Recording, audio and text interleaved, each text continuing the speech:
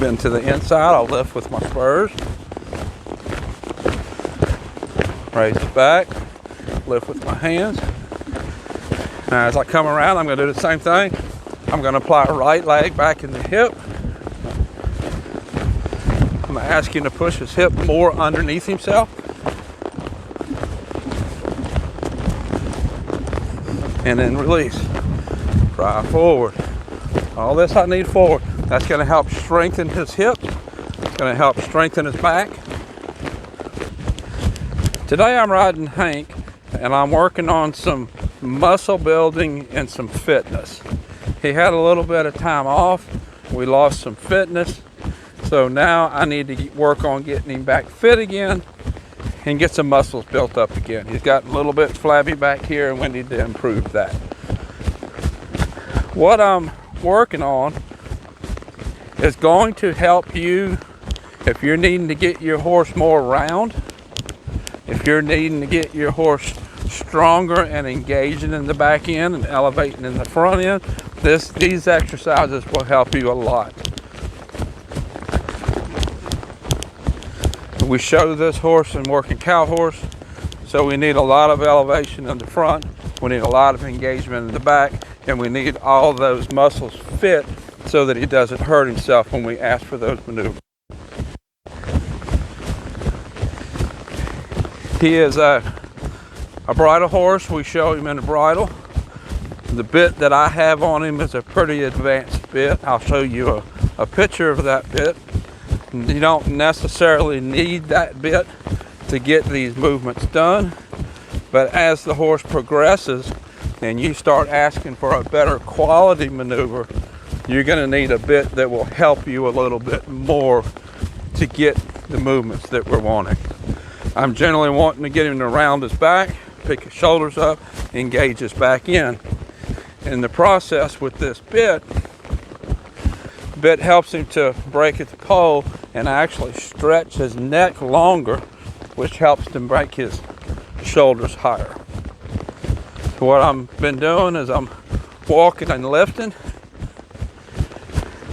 with my hands, squeezing with my spurs, picking his back up. See, his neck is arched. I'm not worried about him getting his nose behind vertical. What I want to do is stretch his neck. In the process of stretching his neck, he's going to elevate his back. You watch with my hands. Sometimes I'm rounding him one-handed. Sometimes I'll use two hands. What I want to do is if we're in a circle, I want to make sure his nose either points to the inside or to the outside, depending on the muscles that I'm exercising. Back center is always our neutral. That's our release.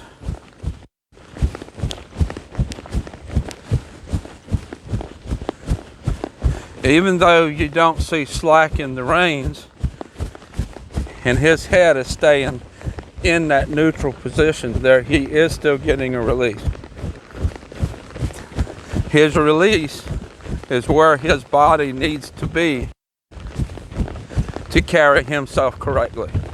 I had a question the other day asking about why you want the horse to round his back and carry himself correctly.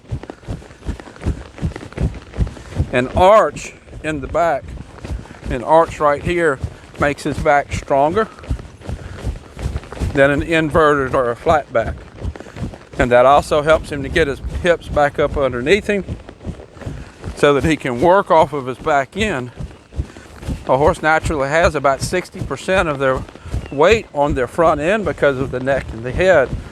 Well, if I get the hips underneath, the back elevated, and his weight rocked back on his hips, I'm taking the weight off of the front end, putting it on the back end, which is going to give me less chance of soreness in the front end and less chance of soreness in the back. By teaching your horse to use his body correctly, his body is going to be in a better position to do what you're asking him to do with less chance of injury.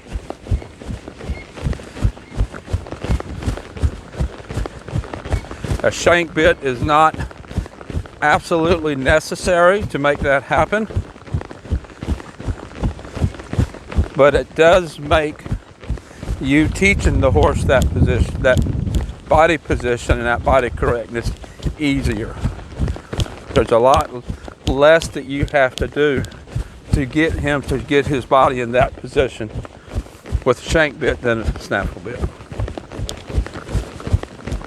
That doesn't mean if you got bad hands, you need to ride with a shank bit. If you got bad hands, you need to fix your hands. But you shouldn't be afraid to go to a shank bit to accomplish what you need to accomplish.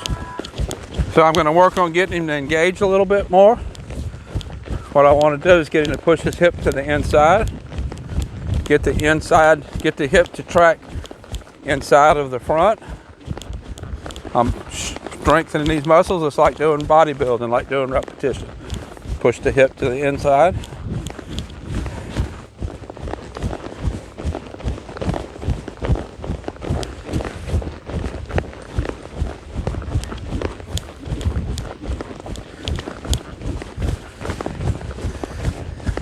And round. When I squeeze with my spurs and lift my reins, I can feel his back elevate. You should be able to see a difference. You look at his back feet hitting the ground in relation to the front feet. When his back is rounder and elevated, his back feet are going to step further forward. So there'll be less distance to the front feet, or they might even step on top of or in front of where the front feet were stepping.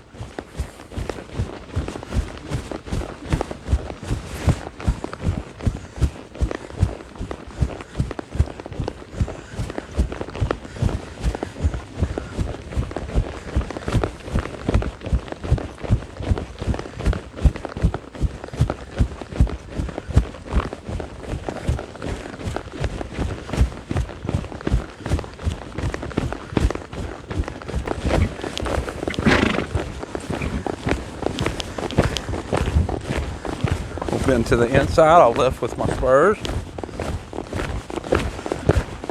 Raise it back, lift with my hands.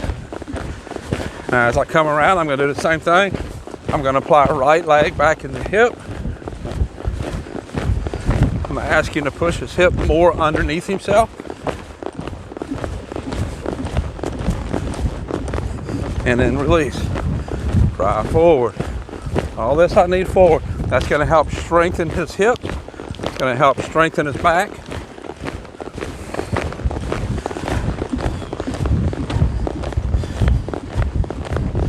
And back in my circle. Let's do a little bit of counter bending.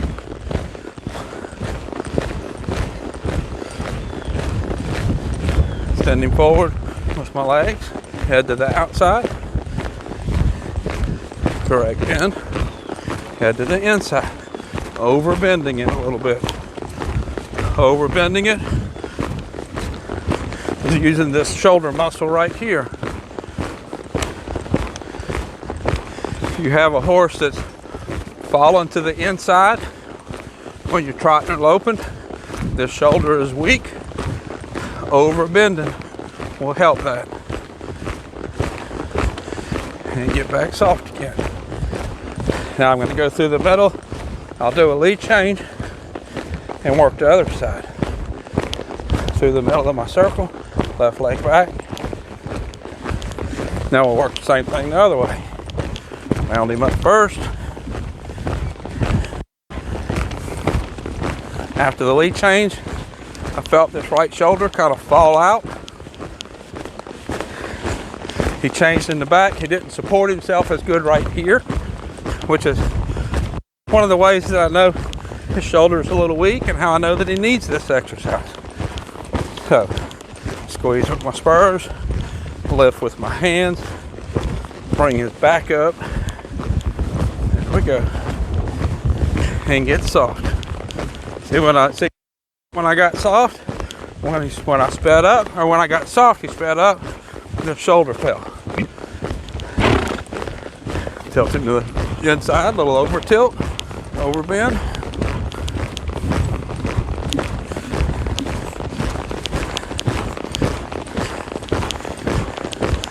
Now let's bend into the outside.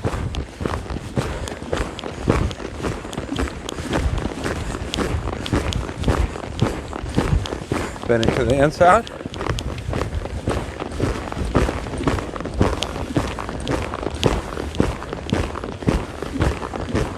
And let's go back to neutral. Locus circle neutral.